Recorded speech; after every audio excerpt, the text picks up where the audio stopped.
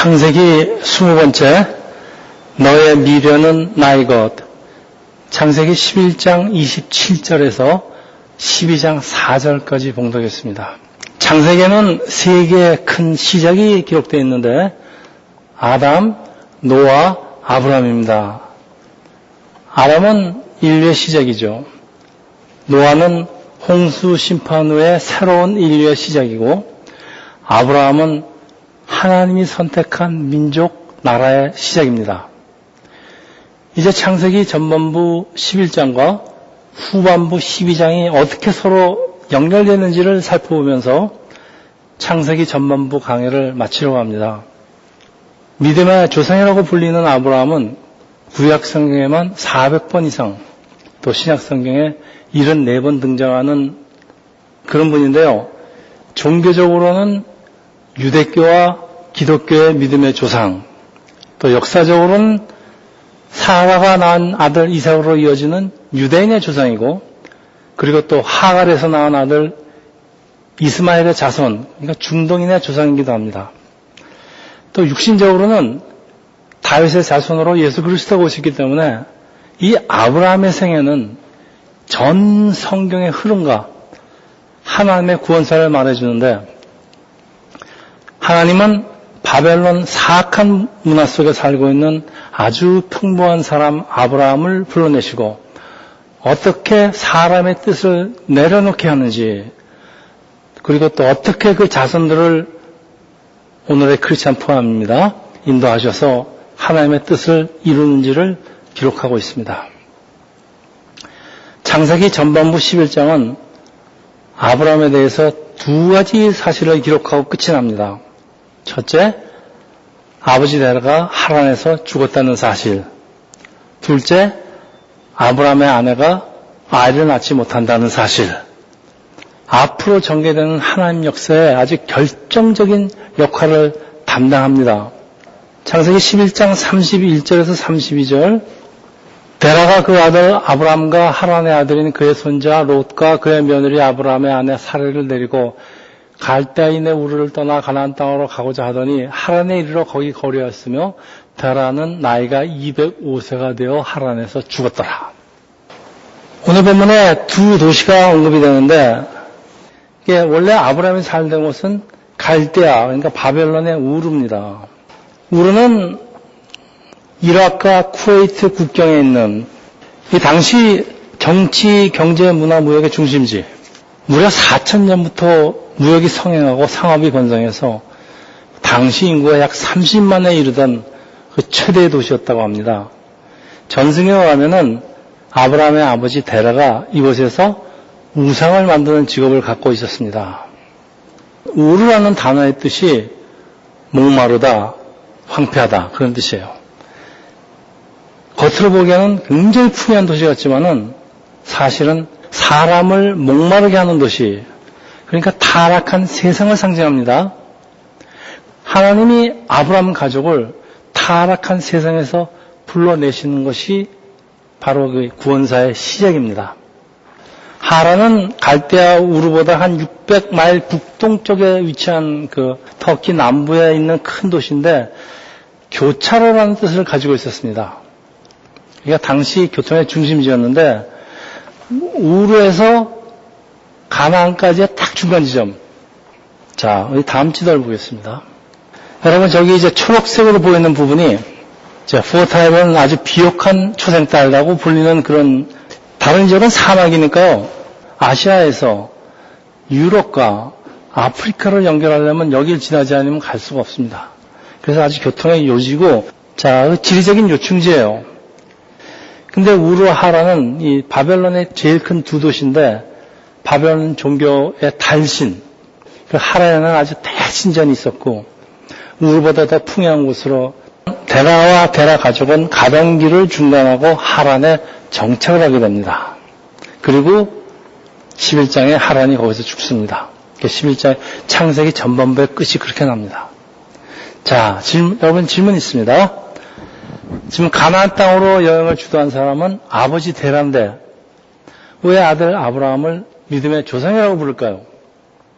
우르를 떠나라는 하나님의 부르심을 받은 사람은 아버지 데라일까요? 아니면 아들 아브라함일까요? 사도행전 7장 2절입니다. 스데반이 이르되 여러분 부형들여 들으소서. 우리 조상 아브라함이 하나님에 있기 전 메소포타미아에 있을 때 영광의 하나님이 그에게 보여.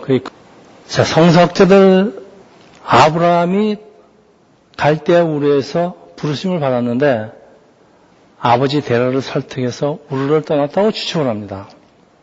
그런데 하나님이 아브라함을 부르셨다는 그 표현에는 사실 데라의 온 가족, 아들 아브라함, 또 그리고 롯, 아내 사라, 또 모든 자손들을 비롯해서 오늘날의 크리스찬까지 포함되어 있다고 생각을 합니다. 하나님이 어떤 사람을 택했을 때 먼저 민족과 나라를 택하시죠. 집안을 택하시죠. 그리고 마지막으로 사람을 택하시죠. 여러분, 데라의 전 가족에 대한 하나님의 부르심이라고 생각을 하면 될 것 같아요. 그리고 우리가 부르심의 과정도 똑같습니다. 여러분 보세요. 데라는 가족을 이끌고 이제 우르를 떠났는데 도중에 하란이라는 아주 풍요한 도시에 발목을 잡히는데, 다시 말하면은 우리가 예수를 따르기로 작정하고 교회 출석을 하는데 끝까지 가지 못하고 세상에 발목을 잡혀 눌러앉는 분들을 너무나 많이 봐요. 그래서 11장이 데라가 죽는 것으로 끝이 나는데, 자, 왜 데라는 하나님의 말씀을 끝까지 따르지 못했을까요? 왜 오늘의 크리스찬은 하나님의 말씀을 끝까지 따르지 못하는 것일까요? 유프라데스 강을 건너면은 그게 바로 가나안 땅입니다. 그러니까 여기는 바벨론 지역이니까 아브라함, 자, 여기로 넘어가는 순간에 자기 생전 모르는 사람들이 있습니다. 하나님의 말씀을 끝까지 못 따르는 이유는요, 두려움 때문에 그래요. 미래에 대한 두려움. 보세요. 하란의 위치는 유프라데스 강을 건너기 직전이에요. 여기에요. 네. 그래 오늘 크리스천이 하나님의 말씀을 끝까지 따르지 못하는 것도 두려움이에요. 하란의 위치는 유프라데스 강을 건너기 직전입니다. 여러분, 이스라엘 사람들을 히브리유라 그래요. 이 히브리라는 단어의 의미가 강을 건너온 사람들이에요. 이스라엘은 유프라데스 강을 건넜고 나중에 여호수아의 인도하에 요단강을 건넜고 홍해를 건넌, 맞으면 강 두 번, 바다를 한 번 건넌 그런 민족이에요. 근데 여러분, 강을 건넌다는 것은 당시에 다른 세계로 들어간다는 것은 죽음 각오해야 되는 일이에요. 두려움은 누구도 피할 수 없는 감정이에요. 그러나 그래서 데라의 순종은 하란 것이. 보세요. 이제 아들 아브라함은 하란에서 정착을 하고 하란에서 완전히 성공한 사람이에요.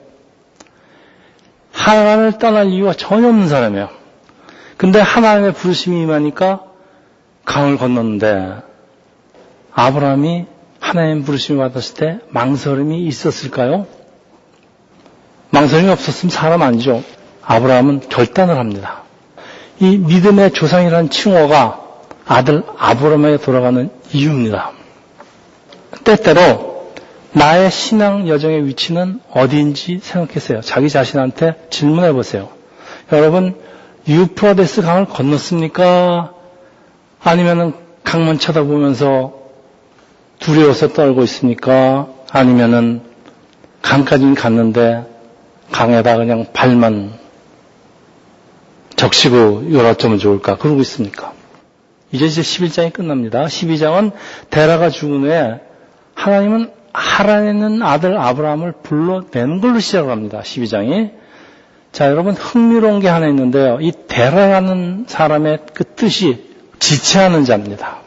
그래서 아버지 데라가 지체라고 하나님의 말씀을 순종 안 하니까 하나님의 역사는 당연히 데라의 아들 아브라함에게 시작하는데, 자, 과연 아브라함은 하나님 말씀에 순순히 순종했을까요?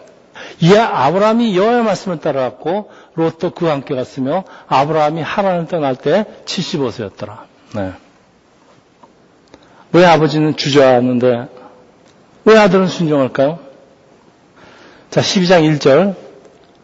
여호와께서 아브라함에게 이르시되 너는 너의 고향과 친척과 아버지의 집을 떠나 내가 네게 보여줄 땅으로 가라. 고대 시대에는 고향 친척 아비집이라는 게 특히 바깥 세계의 위험으로부터 자신을 지킬 수 있는 유일한 곳입니다. 하나님의 정책에서 아주 성공한 사람이에요. 그것도 75세의 나이에 아브라함에게 납득할 수 없는 명령을 하나님이 하시는데 내가 왜 그래야 되는데. 오늘 본문에요. 너에게 보여줄 땅이에요. The land I will show you예요. 여기 will이라는 미래형 동사가 들어가 있어요. 우리가 하나님을 따를 적에 갈 곳을 미리 보여줬으면 얼마나 좋겠습니까? 가는 도중에 보여주시겠다는 거예요. 네가 그 길로 가야 되는지, 얼마 동안이나 가야 되는지, 왜 하란을 떠나야 되는지 구체적인 이유를 몰라요. 그래서 우리의 믿음 생활은 토를 달지 않는 순종을 요구합니다. 그래서 저는 이 신앙 결단을요, 배팅에 저는 비유합니다. 하나님한테 배팅한다는 게 좀 죄송스럽긴 하지만 제 생각에 딱 배팅이에요. 결단은 배팅이에요. 모험을 요구하기 때문입니다. 여러분, 위험이 없는 곳에다는 배팅한다 그러질 않아요. 배팅이라는 거는 까딱 잘못하면 자기가 가진 거 다 잃는 걸 어울리냐. 신앙생활에 어울리네요, 여러분. 하나님이 아브라함에게 보여주신 땅은 신변의 안전을 보장할 수 없는 강을 건너야 되는, 다른 부족들이 살고 있는 땅, 거기다 처음 가보는 땅. 거기서 유목민처럼 나그네처럼 살라는 명성인데, 여기서 잘 살고 있는데 거기 가면 내 삶을 짐작도 할 수 없습니다. 이런 명령에 순종하기 위해서 그 명령하는 하나님과의 깊은 신뢰와 믿음이 있어야 됩니다. 저는 하나님을 30년을 믿고 살았기 때문에 저한테 명령하시면 저는 즉시 떠납니다. 그렇지만은 아브라함은 지금 하나님을 처음 만났습니다. 하나님이 누군지도 모르는 신이에요. 이 복음서에서 보여주는 게 똑같아요. 예수님이 제자를 선택하시는데 베드로 보고 나를 따르라 그러니까 베드로가 그냥 금을 내려놓고 예수님 따르지 않습니까? 제자들이 다 이렇게 따릅니다. 이게 성경의 기본 가르침이에요. 나의 하란 땅에서 이 편안함과 기득권을 포기하지 못해요. 그래서 대부분 세상을 쫓아서 살다가 삶을 마치는 거예요. 이게 이제 아브라함의 아버지 대화 이야기입니다.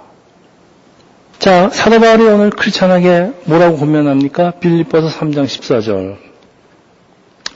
곁대를 향하여 그리스도 예수 안에서 하나님이 위해서 부르신 부름의 상을 위해서 쫓아가노라. 상.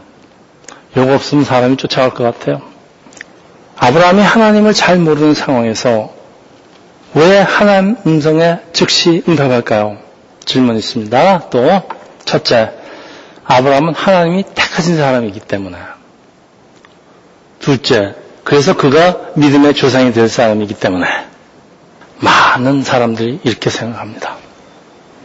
이런 극단적인 예정론적인 생각을 가지고 그 성경에 접근하고 말씀 해석하는 것은 하나님의 역사를 왜곡할 소지가 아주 많습니다. 위험한 접근입니다.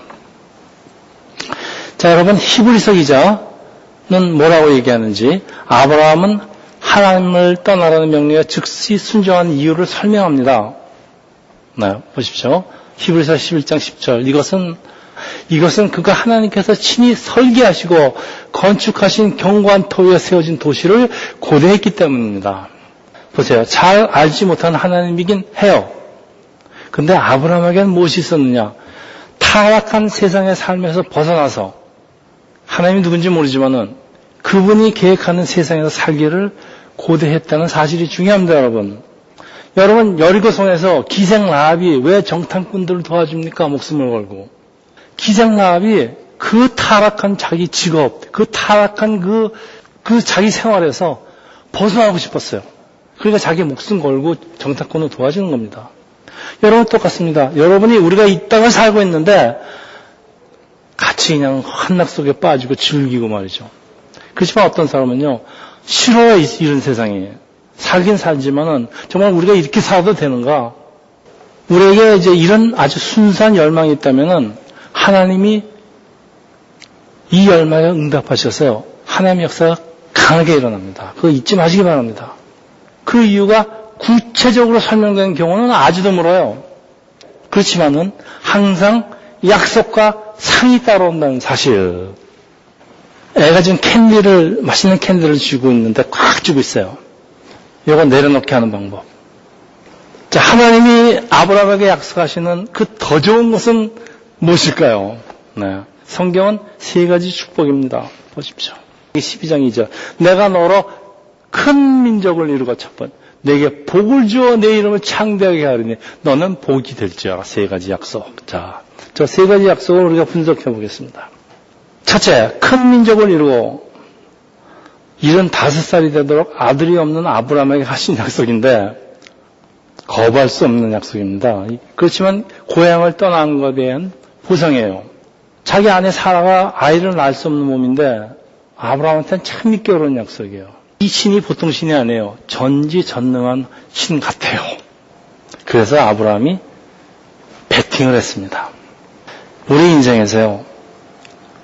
베팅하는 일은 수도 없이 일어납니다. 크고 작은 베팅을 하는데 베팅할 때 주의할 점. 첫째, 누구한테 내가 베팅을 하느냐. 베팅할 가치가 있냐 이거예요. 두 번째, 누구에게 베팅하느냐 이거예요. 그러니까 이제 세상 말로 잡으면 줄을 잘 잡는 거예요. 아브라함은 하나님한테 베팅했습니다. 둘째, 너의 이름을 창대하게 하라. 여러 make your name great. 자, 아버지 집을 떠나는 아브라함의 소원을 보상하고도 남아 넘치는 약속. 설레는 약속 아니에요? 셋째, 너는 복이 될지라. You will be a blessing.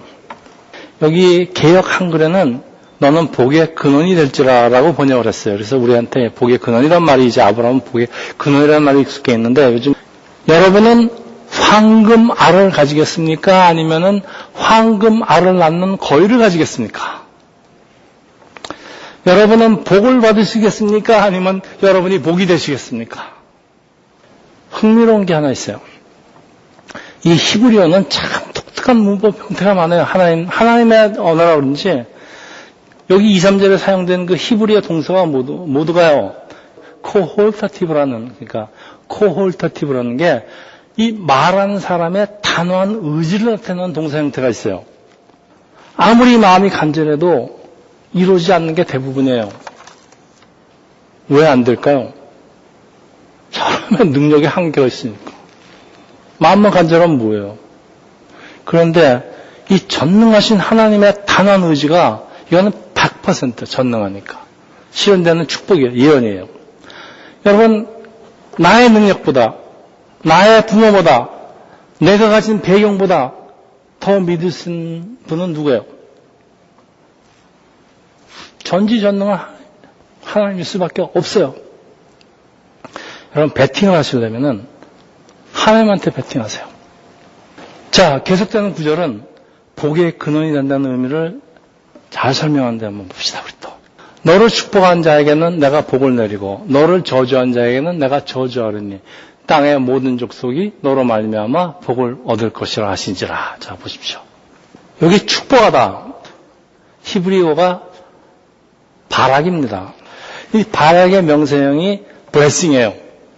그러니까 이 원어의 뜻이, 바락 원어의 뜻이 하나님 나라의 풍성함이에요.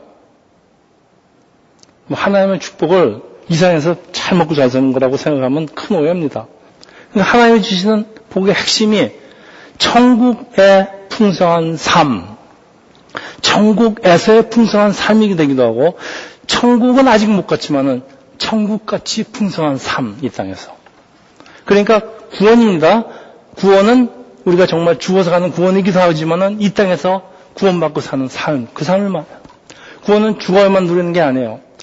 우리가 어떤 상황 속에서요, 마음에 평화가 있다면은 우리 이미 천국 삶을 누리고 있는 거예요. 그래서 천국은 아직 오지 않았지만은 온 거나 마찬가지다. 예수님 노선 그러지 않습니까? 자, 그래서 이걸 잘한 유태인의 인사가 뭡니까? 샬롬, 피스입니다. 이 사람들 잘 알아요. 자, 그 다음에 너를 저주한 자에게는 내가 저주하리니 Whoever calls you I will curse. 여러분, 이 curse라는 동사가 똑같은 단어가 두 번 나오지만요. 히브리 원어는 서로 다른 동사입니다. 첫 번째, 너를 저주한 자의 저주는 콰라라고 그랬어요. 이거는 영어의 저주가 아니에요. 이거는 mistreatment예요. 그러니까 사소하게 여기거나 비방하거나 경멸한다는 뜻이에요.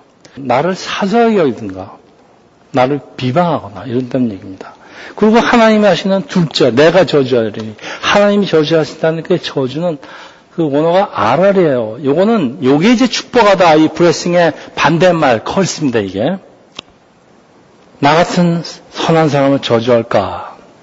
이유도 없어요. 그냥 억울하게. 때로는 하나님의 말씀을 따르고 산다고 밉다고, 네. 복음 전한다고 꼴 보기 싫다고, 말하지도 소리 한다고 예수님이 무슨 하나님이냐고 그러고 경멸합니다. 흔히 일어납니다. 하나님이 I will curse. 하나님이 대신 저주해 주시겠대요. 이것까지 다 갚아주신다는 얘기예요. 이게 하나님의 말씀을 또 하나님의 백성의 우습게 여기는 그런 사람들을, 세상 사람들을 하나님이 저주하신다. 우리를 경멸히 여기거나 우리를 사소하게 여기거나 우리를 우습게 여기는 걸 우습게 여길 때 말이죠. 그 사람 불쌍해요. 저 사람 나 우습게 여기다가 하나님이 저주하실 텐데 저거 어쩌면 좋지? 이런 마음 드는 거예요. 그래서 나를 괴롭히는 사람을 불쌍해 보이는 이유가 저 사람 나 괴롭히다가 하나님한테 나중에 혼날 텐데. 그래서 아브라함이 자신의 미래를요, 보이지 않는 하나님, 그리고 경험하지 않는 하나님께 걸었어요. 그러니까 배팅이죠. 자기 한 몸만 걸었나요? 자기 한 몸 같으면 쉽죠. 자기 아내, 조카 롯, 그리고 자기한테 속한 많은 사람들의 미래까지 걸었는데 아브라함은 어떻게 하나님 약속을 믿고 이 사람들의 미래를 하나님께 베팅하게 되었을까요? 여러분 보세요. 아브라함의 카라반이 하란을 떠날 때 성경에는 좀 세명만 나오지만은 학자들은요 한 2,000명 정도 됐을 거라고 추측을 하는데 그 이유가 있습니다. 오늘 짧으니까 설명을 안 하겠어요. 그러니까 2,000명이 아브라함을 따라서 지금 유프라데스 강을 건너는 거예요. 자, 유프라데스 강 저쪽에 있는 가나안 족속들이 2,000명이 넘어옵니다. 이게 아브라함이 이게 무슨 배짱이죠? 자기 혼자 죽는 것도 아니고 2,000명이 같이 죽는데, 야, 정말 이게 지도자의 고민입니다. 모든 집단의 지도자의 고민이에요. 자기 혼자 죽는 거 괜찮은데 자기하고 같이 다 죽어. 그래서 지도자가 아무나 되는 게 아닙니다. 아브라함이 거역할 수 없는 어떤 거대한 힘을 봤어요. 라고 생각합니다, 저는. 여러분, 제가 예수를 믿기 전에 정말 이해할 수 없던 게 하나 있어요. 이 도대체 믿음이 어디서 오는 것일까? 근데 에베소서 2장 8절에서 9절이 이렇게 되어 있어요. 이것은 너에게 난 것이 아니요 하나님의 선물이라. 여러분, 저는 세례를 받자 그 해에 오순절 성령 강림 기간에 이 말씀을 읽는 중에 제가 하나님을 체험했습니다. 그리고 제 삶이 완전히 바뀌었습니다. 갑자기 제 머리를 친 겁니다. 그래서 여러분 성경 읽다가 성경을 자꾸 읽으라는 얘기가요. 성경이 능력이 있어요, 말씀이. 그래서 성경을 읽다가 성령 체험을 하는 겁니다, 여러분. 그게 제일 좋은 겁니다, 사실. 말씀의 능력에 여러분이 발전히 성령 체험을 하는 겁니다. 나의 생각과 의지를 가지고 어떤 사람을 믿게 되는 게 아니라 그 사람이 믿을만 하니까 믿어지는 거예요. 그러니까 믿음은 나한테 달린 게 아니고 상대방에게 달린 거예요. 믿음은 나한테 달린 게 아니고 하나님한테 달린 거예요. 그래서 믿음은 하나님의 주는 선물입니다. 이 구절을 통해서 제가 얻게 된 게 바로 이겁니다. 그래서 선물이에요. 순전히 상대방한테 달린 거지. 보니까 선물이죠, 상대방이. 그런데요, 이 선물을 받아들이고, 그러니까 하나님을 받아들이고 나의 인생을 거는 베팅을 하든가 하지 않는가의 선택은 각자의 결단이에요. 이거 아주 중요합니다. 어떤 사람은 선물 받아도요, 뭐 이까짓 거를 선물이라고 줬느냐? 그래요. 안 받아요, 선물. 어떤 사람은 조그만 선물 받아도 감사하게 받습니다. 이건 자기한테 달렸어. 아브라함은 결단을 합니다, 지금. 네, 하나님한테 베팅을 해요. 근데 하나님이 이 아브라함의 베팅을 아주 기쁘게 받아들였어요. 아브라함을 쓰시면서 이 구원의 역사를 펼치는 동안에 아브라함에 하신 약속이 상에 다 이루어져요. 왜냐하면 아브라함의 자손으로 이제 예수까지 나오는데 예수가 나오려면 아브라함의 아들이 있어야 될 거 아니에요. 그 이상이에요. 그러면 하나님은 이삭을 통해서 구원을 예수를 갖게 되고 아브라함은 그 덕에 자식 갖게 되고 하나님의 역사가 이런 식으로 갑니다. 보통 윈윈으로 가요. 그래서 하나님을 알아감에 따라서 아브라함 믿음이 점점 자라서 100세에 간신히 얻게 된 자신의 목숨보다 더 귀한 아들 이삭을 바치라는 믿음까지 갑니다. 하나님을 절대 순종하고 신뢰한 믿음으로 성장해서 그러고 나니까 아브라함을 믿음의 아버지라고 부르게 된다는 것이 바로 아브라함이 우리에게 주는 메시지입니다. 하나님한테 여러분 베팅을 하고 안 하는 것은 우리의 결단에 달렸다는 얘기도 같아요. 그래서 장로교 교리가 다 맞는 것 같진 않아요. 자, 이제 말씀을 마치겠는데 아브라함은 하란에서 세상의 풍요함이라는 올무의 아버지와 같이 묶여 있어요, 지금. 여러분, 이 올무를 끄는 게 무엇일까요? 아버지 데라의 죽음입니다. 그래서 창세기 전반부가 데라의 죽음으로 끝나고 12장에 하나님의 구원사가 아브라함을 통해서 쫙 펼쳐지게 되는 겁니다. 그래서 이걸 전반부, 후반부로 나눕니다. 여러분, 무슨 얘기예요? 우리 세상의 올무에 조금이라도 다 잡혀있어요, 지금. 없는 사람이 어디 있어요? 근데 이 세상의 올무를 끌어보는 방법은 딱 하나밖에 없어요. 데라가 죽었죠, 지금. 내가 죽어야 돼요. 그래서 예수님이 뭐라고 하십니까? 너희들이 내 제자가 되려면 너 자신을 부인하고, 보세요. 너 자신을 부인하는 건 너 죽으란 얘기야. 너 자신을 죽어야 그 다음에 십자가가 져질 수 있는 거지. 나를 부인하지 않고 어떻게 십자가를 집니까? 때때가 말이죠. 하나님은 왜 아브라함에게 하란을 떠나라고 할까요? 때때로 하나님이 왜 이 편안하고 안전하고 성공하고 익숙하고 내 말이면 다 통하는 이 나의 하란 땅을 떠나라고 혹은 떠나게 하실까요? 떠나게 하란다고 떠나지 못하니까 하나님이 어떤 때는 떠나게 해요, 강제로. 자, 지금 내가 밟고 있는 이 땅이 편안하고 그럴지 모르지만은 이게 목적지가 아니에요. 이게 인생의 경류지예요. 나그네가 가던 길이에요. 거기 빠져서 하란의 풍요함에 잡혀있지만 하나님이 우리가요 이런 편안함과 기득권과 이런 거에 안주하는 걸 원하지 않으세요. 그래서 때때로 하나님은 우리를 전혀 생각지도 않은 곳으로 보내는 겁니다. 때로는 하나님이 내 삶의 둥지를 흔드시는 이유가 사람이 이 안락이라는 곳에서 사람들은 좀처럼 나으려고 하지 않기 때문에요. 내가 있는 편안함, 타성이죠. 타성에 젖으면은 하나님의 꿈을 보는데 방해가 됩니다. 하나님의 꿈을 볼 수가 없어요. 그래서 성경은 우리의 삶을 나그네에 비유하죠. 여기 아브라함에게 가라 그랬어요. 성경에. 가라는 의미는 사실은 걸으라는 뜻이에요. 하나님의 꿈, 하나님의 비전을 향해서 걸어라. 구체적으로 어디로 걸어갑니까? 지금은 알려줘도 넌 모른다. 내가 앞으로 너에게 보여줄 미래를 향해서 걸어가라. 그런 뜻이에요. 그렇지만은 너의 미래는 내가 책임진다. 너의 미래는 나의 것이다. 오늘 설교 제목입니다. 여러분, 눈에 보이지 않는 하나님을 베팅하는 게 모험처럼 느껴지죠? 아니, 모험이에요.